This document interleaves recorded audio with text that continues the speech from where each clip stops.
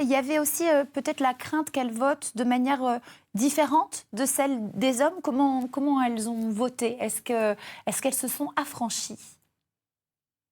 Alors, pas vraiment. C'est vrai qu'on avait un petit peu peur qu'elles votent, surtout comme les curés, Mmh. mais aussi comme leurs maris. Alors c'était pas vraiment de la peur, on s'interrogeait, on savait pas où on Ouais. allait.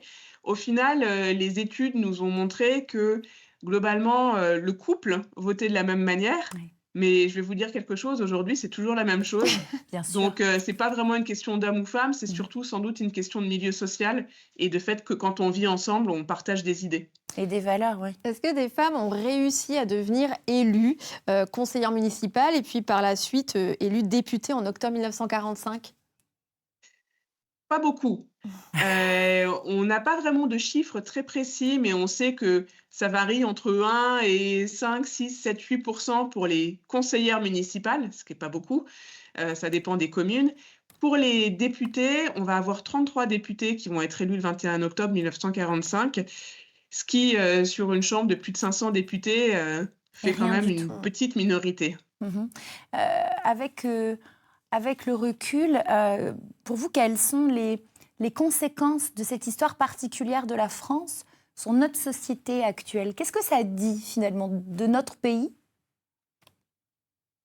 Ça dit que nos institutions, on y tient beaucoup et que, on a beaucoup de mal à les faire bouger, Mmh. surtout sur des questions aussi sensibles que le droit de vote. Mmh. Et là, aujourd'hui, on a des nouvelles questions qui se posent sur le droit de vote des jeunes de plus de 16 ans et quelque part, ça rejoint un petit peu, ces questions-là. Mmh. Cette histoire, des femmes, du droit de vote des femmes, comment les femmes ont obtenu le droit de vote? Est-ce qu'elle est assez connue selon vous? Est-ce qu'elle gagnerait à être davantage connue? Ça, c'est une évidence. Mmh. Aujourd'hui, c'est très, très peu connu, à part une ou 2 dates, comme ça qui émergent.